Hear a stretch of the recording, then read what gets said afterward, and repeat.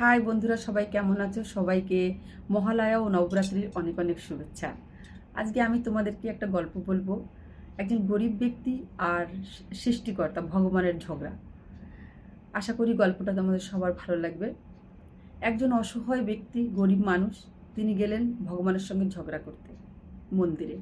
সেখানে গিয়ে বলছে মূর্তিকে যে তুমি মূর্তি হয়ে বসে থাকো, তুমি সমস্ত কিছু দেখো না, আমরা কত পরেশানিতে আছি, আমরা গরিব মানুষ, একটা প্রবলেম যেতে না যেতে আরেকটা প্রবলেম চলে আসে, কখনো মানসিক প্রবলেম, কখনো শারীরিক প্রবলেম, কখনো অর্থনৈতিক প্রবলেম, প্রবলেমই প্রবলেম, যাদের আছে তাদেরকে দাও, যার নাই তাদেরকে দাও না। এই বলে অনেক ঝগড়াঝাটি করলো। করার পরে ভগবান বলছে, শোন, আমি সৃষ্টিকর্তা, আমি দুনিয়াকে সৃষ্টি করেছি, তোদের সৃষ্টি করেছি, ভালো মন্দ সমস্ত কিছু পরিচালনা করার দায়িত্ব আমার, তোরা এসব বুঝবি না। তখন বলছে, না, তুমি ওঠো এখান থেকে, আমাকে ওখানে বসতে দাও, দেখো আমি কিভাবে পরিচালনা করি, 24 ঘন্টা আমাকে সময় দাও, তুমি আমার জায়গায় আসো, আমি তোমার জায়গায় যাই। ভগবান বলছে, ওকে বস, কিন্তু একটা কথা, 24 ঘন্টার মধ্যে তুই কথা বলতে পারবি না, সব কিছু দেখবি। বলে, ওকে, বলবো না। এবার একজন ভদ্রলোক আসলো পুজো দিতে। পুজো দিতে এসে পুজো করে টাকা ভরা একটা মানি ব্যাগ সেটা রেখে চলে গেল। এখন ওই মূর্তি ওখানে বসে বলছে, এই এই তোর টাকা নিয়ে যা, তোর পার্স নিয়ে যা। তো বলছে, তুই বলেছি না কথা বলবি না, তুই কিচ্ছু বলবি না, সব খালি দেখবি। ওকে। সেকেন্ড আরেকজন এলো, সে পুজো পাঠ করলো, করে টোরে ওই মানি পার্সটা নিয়ে চলে যাচ্ছে। এখন আবার বলছে ওই মূর্তি, এ ভাই, এই ওই টাকা তোর না, আরেকজনের টাকা, তুই কেন নিয়ে যাচ্ছিস, রাখ রাখ। তো ভগবান আবার বলছে, চুপ কর, তোকে বলেছে না কথা বলবি না, খালি দেখবি।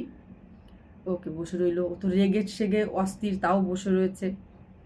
এখন থার্ড ব্যক্তি আর একজন এসছে পুজো দিতে। পুজোটা প্রায় হয়েই গেছে। সেই মুহূর্তে যে প্রথম যে ব্যক্তি টাকা রেখে গেছে, উনি পুলিশ নিয়ে এসছে।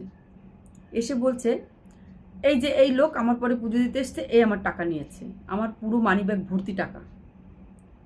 পুলিশ ওকে ধরে নিয়ে চলে যাচ্ছে। এখন ওই মূর্তি বলছে, এ ভাই, এই এই ও চুরি করেনি, ও পুলিশ ভাই, এ চুরি করেনি, চুরি আরেকজন করেছে, আমি দেখেছি। ভগবান বলছে, চুপ করে বসে থাক, বলেছি না কথা বলবি না। এখন ভগবানের সঙ্গে ঝগড়া শুরু করে দিয়েছে। হ্যাঁ, তুমি এই করো, এইগুলোই করো বসে বসে, হ্যাঁ, যে চোর না তাকে তুমি সাজা দাও, আর যে চুরি করে নিয়ে গেল তাকে তুমি কিছু বলছো না। এটা কি, কেমন তোমার বিচার? তুমি সৃষ্টিকর্তা, কেমন তোমার পরিচালনা করার সিস্টেম? তখন বলছে, শোন, এর পেছনে কারণ আছে, ভালোই রয়েছে। কীরকম ভালো রয়েছে ব্যাখ্যা দাও। বলে, তাহলে শোন, প্রথম যে ব্যক্তি, সে হচ্ছে একজন চোর, ডাকাত। ওর কাজ হচ্ছে 2 নম্বরই কাজ করে টাকা পয়সা নিয়ে আসা। তো ওর টাকার অভাব নেই, ওর অনেক টাকা। আচ্ছা, দ্বিতীয় ব্যক্তি যে এসছে, সে আমার কাছে চাইতে এসছে, তার মায়ের ক্যান্সার, টাকার অভাবে তার মা মারা যাবে, তার অপারেশন, আমার কাছে চাইতে এসছে, তাই ওই টাকা নিয়ে ওর মায়ের অপারেশন করবে। বলে, এটা নয় বুঝলাম, থার্ড ব্যক্তি কিছু করলো না, ও কেন পুলিশ নিয়ে গেল কেন? তখন বলছে, শোন বাবা, ও একজন জেলে, ও মাছ ধরতে যায়। আজকে সমুদ্রের মধ্যে বড় তুফান আসবে, সাইক্লোন আসবে, সেখানে ও গেলে পরে মারা যাবে। ও কোনো ক্ষেত্রেই ও আজকে বাড়ি বসে থাকবে না, ও যাবেই মাছ ধরতে। তো একটাই কারণ, ওকে পুলিশ দিয়ে আটকানো, তাই পুলিশ ওকে ধরে নিয়ে গেছে।